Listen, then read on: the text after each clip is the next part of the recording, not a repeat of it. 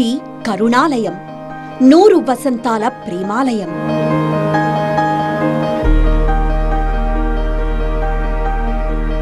అదిగో సర్వశక్తిమంతుడి ఆలయం, ఆసియాలోనే 2వ అతిపెద్ద ప్రార్థనాలయం. నేను శాన్ ఫ్రాన్సిస్కో నుంచి వచ్చానండి. అక్కడ కంపారిటివ్లీ ఇక్కడ చర్చ్ ఇంత మంచిగా మెయింటైన్ చేయడం ఐమ్ వెరీ ఇంప్రెస్డ్. ఆది సంభూతుడు, అత్యున్నతుడైన క్రీస్తు మెదక్ నుంచి అందిస్తున్న శుభ సందేశం. కుల మతాలకు అతీతంగా ఎవరైనా సరే ఈ మందిర నిర్మాణంలో పాలు పంచుకుంటూ, ఇక్కడ వేయబడిన గుడారులో ఉంటూ, వారి పిల్లల్ని చదివించుకుంటూ, వారి ఆరోగ్యం విషయం ఇక్కడ హాస్పిటల్లో చూయించుకుంటూ, ఇక్కడే ఉండి ఈ మందిరం కొరకు పనిచేసినటువంటి చరిత్ర ఈ మందిరానికి ఉన్నది.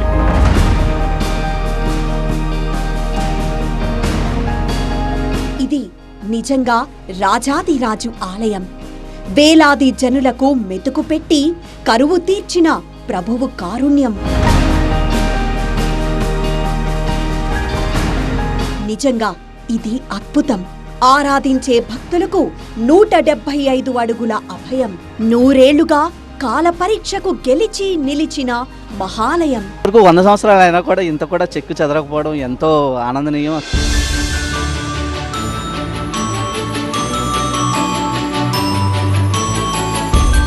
అవును, కాల పరీక్షను తట్టుకొని 100 ఏళ్లుగా ఠీవిగా నిలబడింది మెదక్ ఆలయం.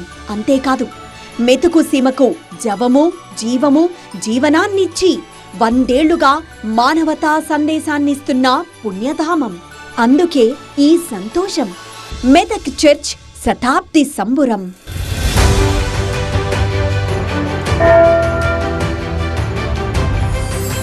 మెతుకు సీమకి కరుణామయుని ఆశీర్వాదం.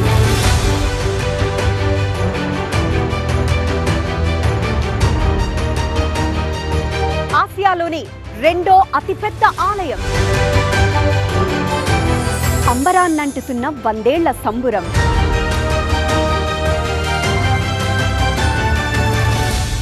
ఐదు కాండాలను గుర్తు చేసే 5 ద్వారాలు. 40 రోజుల ఉపవాసాలకు సంకేతంగా 40 స్తంభాలు. 12 మంది శిష్యులకు ప్రతీకగా 12 మెట్లు.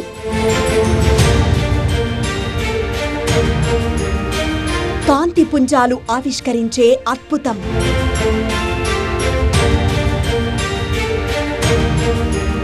ప్రతి గవాక్షంపై క్రీస్తు జీవన ఘట్టం.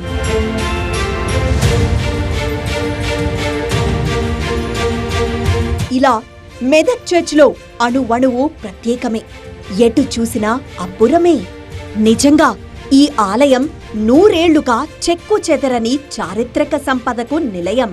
ఈ కట్టడాలు కూడా చాలా ఎప్పట్లానే అట్లనే చెక్కు చెదరకుండా ఉన్నాయి. చాలా బాగుంది, చాలా సంతోషంగా ఉంది ఇక్కడికి రావడం.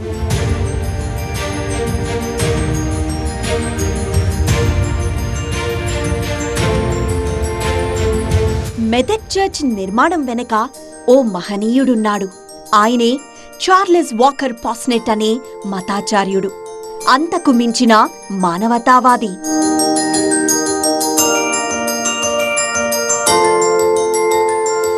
రెవరెండ్ చార్లెస్ వాకర్ పాస్నెట్ జన్మభూమి ఇంగ్లాండ్, కర్మభూమి మెదక్. అవును, మెతుకు సీమ ఆకలి తీర్చడానికి ఆయన సర్వస్వం ధారపోశారు. 1895లో ఇంగ్లాండ్ నుంచి మద్రాస్లో అడుగుపెట్టిన రెవరెండ్ పాస్నెట్ కొంతకాలం సికింద్రాబాద్ కంటోన్మెంట్లో దేవుని సందేశం వినిపించారు. తర్వాత మెదక్ చర్చ్కి బదిలీ అయ్యారు. అప్పుడే ఈ మహాలయం నిర్మాణానికి బీజం పడింది. అసలు మెదక్ చర్చ్ నిర్మాణానికి ప్రేరణ ఏంటి? దాని వెనకాల ఒక చిన్న కథ ఉంది. పాస్నెట్, చార్ల్స్ వాకర్ పాస్నెట్ 1895లో ఆయన మద్రాస్లో మత ప్రచారకుడిగా ముందుగా అక్కడికొచ్చారు. ఆ తర్వాత అక్కడి నుండి సికింద్రాబాద్ వచ్చి కొన్ని రోజులు పనిచేశారు. ఆ తర్వాత 1897లో ఆయన మెదక్ చర్చ్, ప్రస్తుతం మీరు చూస్తున్నారు కదా ఈ చర్చ్, అసలైన మెదక్ చర్చ్ కాదండోయ్, ఈ చర్చ్కి ఆయన ప్రచారకర్తగా వచ్చారు. అంటే బెర్లిన్ దొర నిర్మించిన ఈ చిన్న చర్చ్ ఆనాడు మెదక్ చర్చ్గా ప్రసిద్ధిగాంచింది. అయితే ఇక్కడ పాస్నెట్ ఉండడానికి, పాస్నెట్ కుటుంబీకులు ఉండడానికి వాళ్ళ అత్తమామలు ఇదిగో మనం ఇక్కడ చూస్తున్న ఈ 2 అంతస్తుల భవనాన్ని కట్టించుంచారు. అయితే ఒకనాడు పాస్నెట్ అదే భవనం పైనుంచి ఈ చర్చిని చూశారు. చూసినప్పుడు తను నివాసం ఉంటున్న ఈ భవనం 2 అంతస్తులు అంత ఎత్తునుంది, కానీ దేవదేవుడు లోకాన్ని ఏలుతున్న ఆ దేవుడి చర్చి మాత్రం ఇంత చిన్నగా ఉంది, ఎత్తు చాలా చిన్నగా ఉందని ఆయన మనసులో బాధపడ్డారు. అప్పుడే ఆయనలో ఒక తలంపు వచ్చింది. తన నివాసం కంటే దేవుడు అత్యంత ఎత్తులో ఉండాలి. మరి అలాంటప్పుడు ఒక చర్చి నిర్మాణం, అది కూడా ఎత్తైన చర్చి నిర్మాణం నిర్మించి ఆయన్ని మరింత ఘనపరచాలని భావించాడు. అప్పుడే పాస్నెట్ మదిలో తట్టిన ఆ ఆలోచనే ఈనాటి మెదక్ చర్చ్.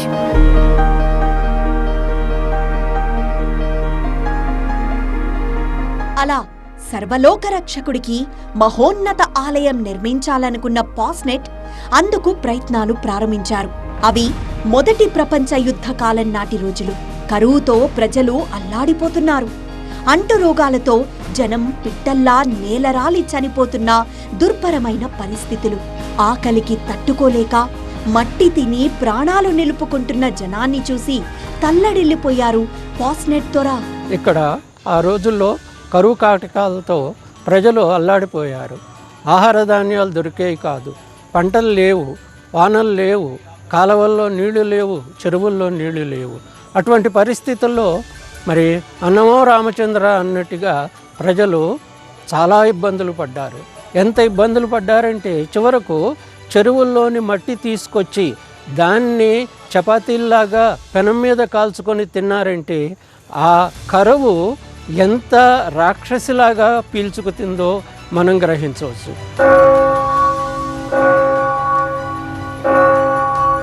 ఓవైపు ఆలయ నిర్మాణం, మరోవైపు అన్నార్తుల ఆకలి తీర్చిన మానవత్వం.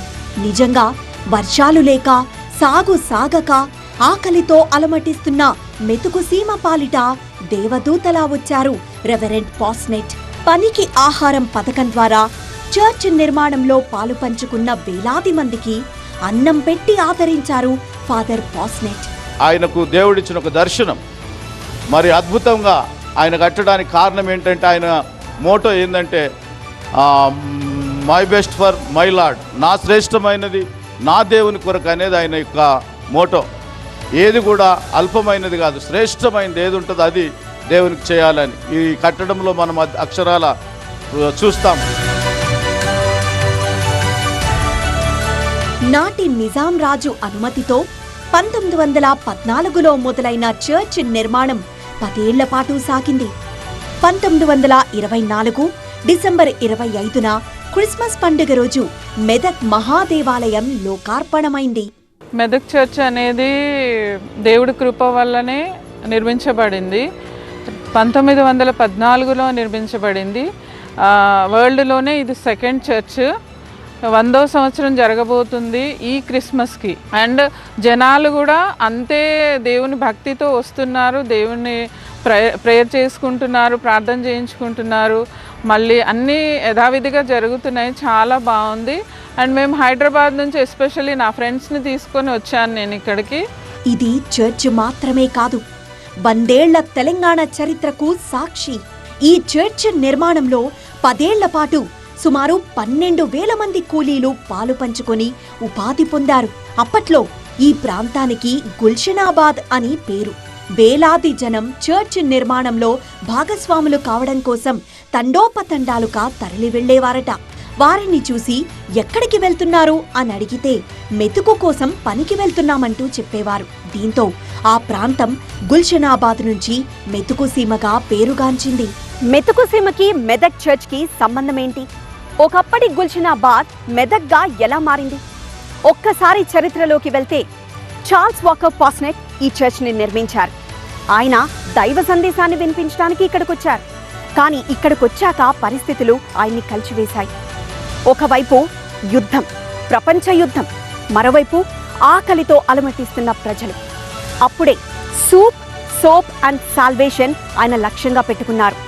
అప్పుడే ఈ చర్చ్ నిర్మాణాన్ని ఆయన ప్రారంభించారు.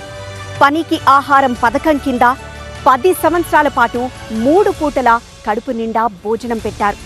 అలా ఎవరైనా ఎక్కడికి వెళ్తున్నావు అని అడిగితే మెతుకు కోసం అని చెప్తూ వచ్చారు. అలా మెతుకు సీమగా, ఆ తర్వాత మెదక్గా మారింది ఈ ప్రాంతం పేరు. చర్చ్ నిర్మాణం కోసం దాదాపు 200 రకాల నమూనాలను తయారు చేశారట రెవరెండ్ పాస్నెట్. వాటిలో ఏది ఉత్తమమైందో తెలియక ఆందోళన చెందుతూ వాటన్నింటినీ ముందు పెట్టుకొని మోకరిల్లి, పరలోకదేవా, ఇందులో ఏ నమూనా ప్రకారం నిర్మించాలో దారి చూపు అంటూ ప్రార్థన చేశారట పాస్నెట్ దొర. ఉన్నట్టుండి పెద్ద గాలొచ్చి అందులోని 199 నమూనా కాగితాలు కొట్టుకుపోయి ఒకే ఒక్క నమూనా మిగిలిందట. అదే దైవ నిర్ణయంగా భావించి దాని ప్రకారం నిర్మించబడిందే ప్రస్తుత చర్చ్ అని పెద్దలు చెబుతున్నారు. దాదాపుగా 200 ప్లాన్స్ అక్కడ లండన్లో తీసుకొని అవన్నీ చూసి లాస్ట్కి ఒకే అతడు ఈ ఏదైతే స్ట్రక్చర్ ఉందో ఇది గోతిక్ స్టైల్లో కట్టినారు. మెదక్ చర్చ్ నిర్మాణానికి 10 ఏళ్ల పాటు పేదల ఆకలి తీర్చడానికి తన ఆస్తులన్నీ అమ్మేశారు రెవరెండ్ పాస్నెట్. తన దగ్గరున్న డబ్బు సరిపోక ఇంగ్లాండ్లో భిక్షమెత్తి మరీ ఈ చర్చ్ నిర్మాణాన్ని పూర్తి చేశారు పాస్నెట్. ఇది కేవలం ప్రార్థనాలయం మాత్రమే కాదు, మానవత్వానికి, మనిషితనానికి ప్రతిరూపం. 175 అడుగుల ఎత్తైన గోపురం, 200 అడుగుల పొడవు, 100 అడుగుల వెడల్పుతో మెదక్ కేథడ్రల్ చర్చ్ నిర్మాణం జరిగింది. యూరప్ గోతిక్ శైలిలో రాళ్ళు, డంగు సున్నంతో ఈ మహాలయం రూపుదిద్దుకుంది. లోపల ప్రతిధ్వని రాకుండా రబ్బరు, పత్తిని వినియోగించి పైకప్పును నిర్మించారు. దక్షిణ, తూర్పాసియా ఖండంలో ఈ కేథడ్రల్ చర్చ్ మహోన్నతమైందిగా పేరుగాంచింది. ఈ దేవాలయం 1914 నుంచి 1924 వరకు కట్టారు. అలానే 1924 డిసెంబర్ 25న అంటే క్రిస్మస్ రోజున ప్రతిష్ఠించారు. దీని గోపురం ఎత్తు 175 అడుగులు, 200 అడుగుల పొడవు, వెడల్పేమో 100 అడుగులు ఉంటుంది. ఇది ఈ డయసిస్ చెప్పుకోవాలంటే ఆసియాలోనే బిగ్గెస్ట్ డయసిస్. ఇంకా చెప్పాలంటే వాటికన్ తర్వాత second biggest diocese Medak cathedral church. ఆ కాలంలోనే మెదక్ చర్చ్ నిర్మాణానికి 32 లక్షల ఖర్చైనట్లు అంచనా. సువిశాల విస్తీర్ణంలో ప్రహారీ మధ్యలో చర్చిని నిర్మించారు. ఒకేసారి 5,000 మంది ప్రార్థనలు చేసుకోవచ్చు. Church of south India CSI పరిధిలో మొత్తం 22 డయాసిస్లున్నాయి. అందులో మెదక్ డయోసిస్ ఒకటి. మెదక్ కేథడ్రల్ చర్చ్లోకి అడుగు పెట్టగానే తెలుస్తుంది చార్ల్స్ వాకర్ పాస్నెట్ యొక్క సంకల్పం ఎంత గొప్పదో, ఎంత గట్టిదో. 100 ఏళ్ల వైభవమంతా ఇదిగో ఈ ప్రేయర్ హాల్లోనే కనపడుతుంది. ఆసియాలోనే 2వ అతిపెద్ద ప్రేయర్ హాల్. సుమారు 5,000 నుండి 6,000 మంది దాకా ఇక్కడ కూర్చొని ప్రార్థించుకోవచ్చు. మరి ముఖ్యంగా ఈస్టర్, క్రిస్మస్ లాంటి పర్వదినాల్లో అయితే భక్తుల కోలాహలం మరింతగా ఉంటుంది. అండ్ ఇక్కడికి వచ్చిన ప్రతి ఒక్కరూ ప్రార్థించిన ప్రతి ప్రార్థన దేవుడు వింటాడని, ఆ ప్రార్థనకి జవాబు లభిస్తుందని, అలానే తమ కోరికలు తీరుతాయని ప్రతి భక్తుని నమ్మకం.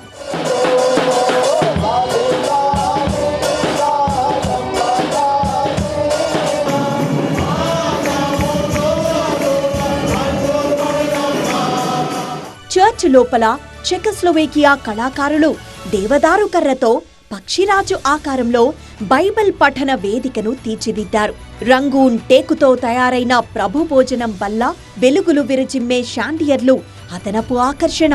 తెలుపు, ఎరుపు, నలుపు రంగుల మొజాయిక్ ఫ్లోరింగ్ 100 ఏళ్లైనా చెక్కు చెదరలేదు. మెదక్ కేథడ్రల్ చర్చ్లో చెప్పుకోవాల్సిన మరో ప్రత్యేకత విదేశాల నుండి మెటీరియల్ తెప్పించడం. 100 ఏళ్ల క్రితమే ఈ చర్చ్ నిర్మాణం కోసం విదేశాల నుండి మెటీరియల్ని తెప్పించారు. ఇదిగో మనం చూస్తున్నామా, ఈ ఫ్లోరింగ్ మొజాయిక్ ఫ్లోరింగ్. ఇది బ్రిటన్ నుండి తెప్పించారు. ఈ ఫ్లోరింగ్ని ఫిక్స్ చేయడానికి ఇటలీ నుండి మెషిన్స్ని తెప్పించారు. ఇక అక్కడ ఉపయోగించిన వుడ్ ఉందే, అది శ్రీలంక నుండి తెప్పించారు. ఇక ఇది చూసారా, ఈ రాళ్ళు అక్కడ గ్యాలరీ నుండి మొత్తం చర్చ్కే పిల్లర్స్గా మారాయి. అంటే ఒక గట్టి స్ట్రాంగెస్ట్ బిల్డింగ్ నిచ్చింది. రెవరెండ్ పాస్నెట్ సంకల్పంతో ఆసియాలోనే 2వ అతిపెద్దదైన మహాలయం వెలిసింది. 10 మంది బిషప్లతో 100 ఏళ్ల పండుగ ప్రపంచ దృష్టిని ఆకర్షిస్తోంది. ఇక్కడ ప్రతి పలుకు దేవునికి స్తోత్రం, ప్రతి మది ఆలయం, మరియా తనయ, కరుణామయ అంటూ హృదయ నివేదనం.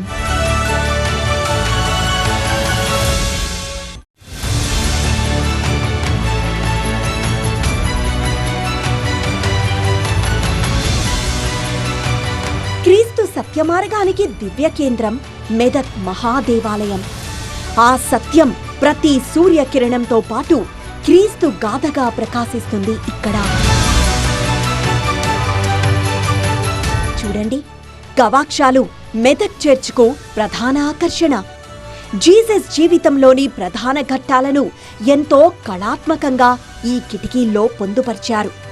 ఇంగ్లాండ్కు చెందిన ప్రముఖ చిత్రకారుడు సర్ ఫ్రాంకో సాలిన్బర్గ్ ఈ రంగుటద్దములపై క్రీస్తు గాథకు రూపకల్పన చేశారు. మెదక్ క్యాథడ్రల్ చర్చ్లోని ప్రధాన ఆకర్షణ గవాక్షాలు అంటే స్టెయిన్డ్ గ్లాస్ విండోస్. ప్రస్తుతం మనం చూస్తున్న విండోస్ 6 నెలల పాటు ఓడలో ప్రయాణించి ఇక్కడికి తెప్పించారు. అంటే చర్చ్ నిర్మాణం పూర్తయిన తర్వాత ఈ గవాక్షాలు అంటే ఈ గ్లాస్ విండోస్ని ఏర్పాటు చేయడానికి 2 డిజైనర్స్ కష్టపడి ఈ గ్లాస్ విండోస్ని ఏర్పాటు చేశారు. వాళ్ళే సర్ ఫ్రాంకో సాల్స్బర్గ్.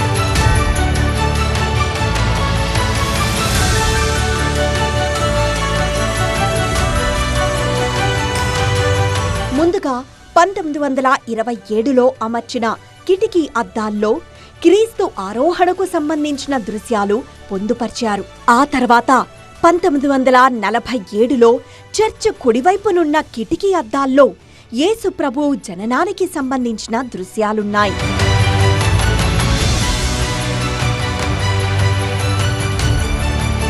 పడమర కిటికీ యేసు శిలువ వృత్తాంతం, యేసు శిలువ సందర్భాన్ని తెలియజేసేలా రూపొందించారు. దీన్ని 1958లో అమర్చారు. బయటి నుంచి సూర్యకాంతి ప్రసరించినప్పుడు మాత్రమే కిటికీ అద్దాల్లో నిక్షిప్తమైన దృశ్యాలు కనిపించడం వీటి ప్రత్యేకత. ఈ 3 పటాలుంటాయి. క్రీస్తు యొక్క జననం, క్రీస్తు మరణం, క్రీస్తు యొక్క ఆరోహణం. ఈ 3 కలిపి మరి 3 పటాలను పెట్టి దాంట్లో మరి బిగించడం జరిగింది. అయితే ఏదైతే క్రీస్తు యొక్క మరణం, శిల్వ మరణాన్ని మరి ఆ పటము వేసినప్పుడు ఫ్రాంక్ ఒస్సాలిస్ బరీ గారు మరి వరల్డ్ ఫేమస్ పెయింటర్ గారు అది చిత్రీకరించారు. ఎప్పుడైతే సూర్యుడు వస్తాడో ఆ సూర్యుడు వచ్చినప్పుడు మాత్రమే అది కనపడుతుంది. మరి నైట్లో కనపడదు, బయట నుంచి కనపడదు. మీకు తెలుసా, మెదక్ చర్చ్ వైభవం, ప్రకాశం వెనక ఎందరో మహిళల సాయం, త్యాగమున్నాయి.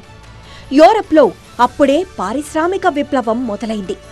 నిధుల సేకరణ కోసం ఇంగ్లాండ్కి వెళ్లిన ఫాదర్ పాస్నెట్కు ఎందరో మహిళలు తమ మొదటి నెల జీతం విరాళంగా అందించారు.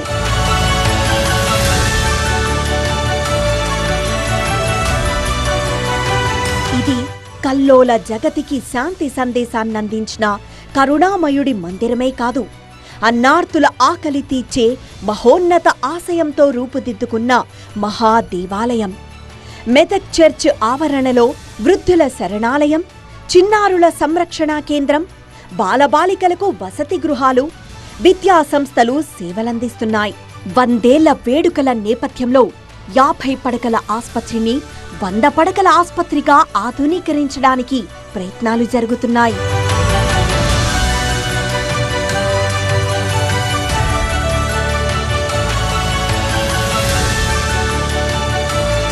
నీకోసం ఏడ్చేవాడికి నువ్వు రుణస్థుడువు అంటాడో మహాకవి. ఈ చర్చ్ నిర్మాణం ద్వారా కరువు నుంచి పేదలను కాపాడి ఆకలి తీర్చిన పాస్నెట్ దొరను మెతుకు సీమ ఎప్పటికీ గుర్తుంచుకుంటుంది.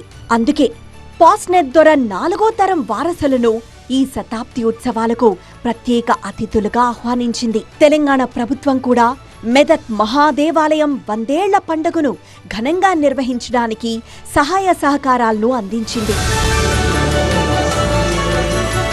మనం నేలలో ఏం విత్తుతామో అదే పొందుతాము. దృష్టిని బట్టే సృష్టి. ప్రపంచం సరిగా లేదనండం కాదు, ఆ ప్రపంచంలో మనం సరిగా ఉండాలి. ఇది క్రీస్తు ప్రబోధం. ఈర్ష్య, ద్వేషం, కోపం, క్రోధం వీటితో ప్రపంచాన్ని జయించలేము, కానీ ప్రేమతో హృదయాల్ని జయించగలము, గెలవగలము. ఇదే క్రీస్తు ప్రవచనాల సారాంశం. ఈ సందేశాన్ని, జీసస్ ప్రేమతత్వాన్ని 100 ఏళ్లుగా చాటింది మెదక్ చర్చ్. ఇప్పుడు 100 సంవత్సరాల సంబరాలు జరుపుకుంటున్న మెదక్ చర్చ్ 1000 ఏళ్ల ఈ శుభ సందేశాన్ని అందిస్తూనే ఉండాలని కోరుకుందాం.